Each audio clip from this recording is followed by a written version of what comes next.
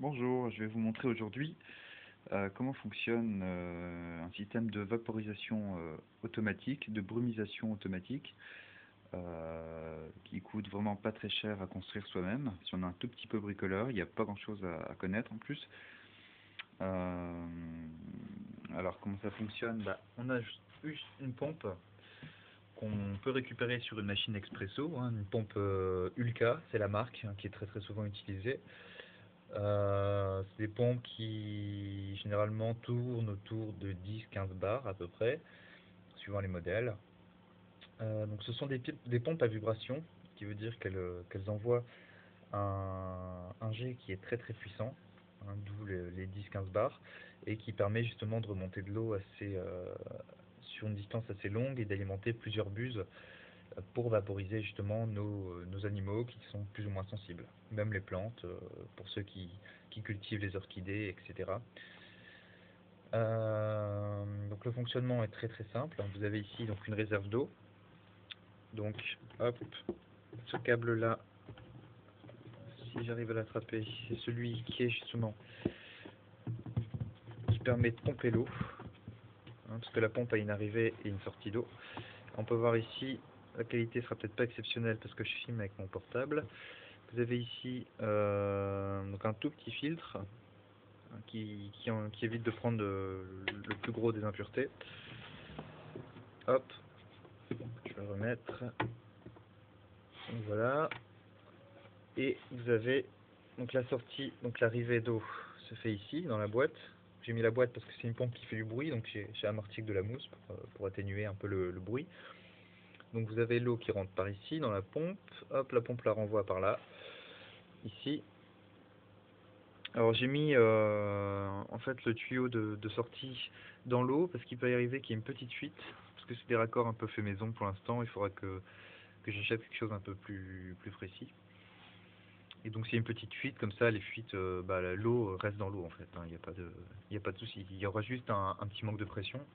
Vous allez voir que ça pose pas de problème par la suite. Donc voilà. Alors ensuite comment ça marche? L'eau donc remonte le long du fil qu'on voit ici. Hop hop hop hop hop hop. Ce fil là passe au-dessus. Alors du coup j'ai dû construire une caisse en polystyrène, enfin pas construire mais travailler un peu une caisse en polystyrène pour que la buse couvre un terrain un peu plus large, son arrivée sur les insectes, qu'on voit la buse en haut.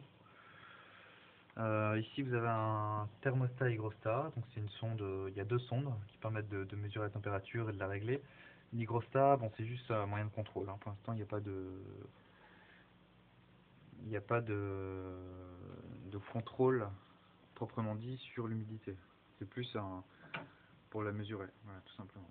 Et en dessous, vous avez les insectes posés sur une grille avec un cadre fait en contreplaqué et la réserve d'eau ici avec une résistance qui chauffe de 200 watts. Voilà.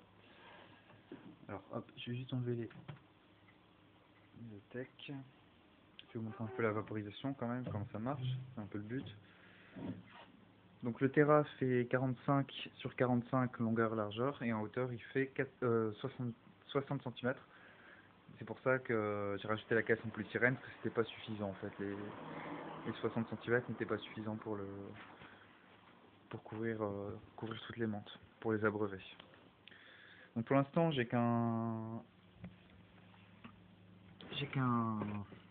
un minuteur à la minute, donc c'est trop. Il faudra que j'achète un minuteur seconde plutôt, qui sera plus précis. Voilà, donc là, hop, on voit la pompe qui se met en route et la vaporisation également qui se met en route.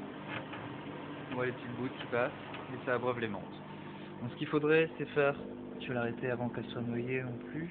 Pour l'instant c'est pas encore automatisé à 100%. Il faut quand même le contrôler manuellement parce qu'une minute c'est beaucoup trop et les menthes seraient noyées. Donc ce qui serait l'idéal je pense c'est 5 secondes le matin, 5 secondes le soir. Ça ce serait vraiment top. Et puis ça évitera en plus à la pompe de chauffer, donc l'idéal. Voilà, sinon on a pu voir, on peut voir au-dessus des moustiquaires. Elles ont tout à boire. Hop, voilà, quelques gouttes tout simplement suffisent. Ça permet de boire et puis ça augmente aussi le taux de réussite lors des mues en fait. Donc voilà pour la petite vaporisation. On va faire soi-même, qui est vraiment pas compliqué. Si vous avez des questions, vous pouvez toujours me les envoyer par mail. Puis je vous montrerai un peu plus en détail si vous voulez comment faire ça. Il me reste quelques pompes aussi que je peux vendre si ça vous aide à un petit prix. Voilà, bah je vous remercie d'avoir regardé la vidéo. A plus.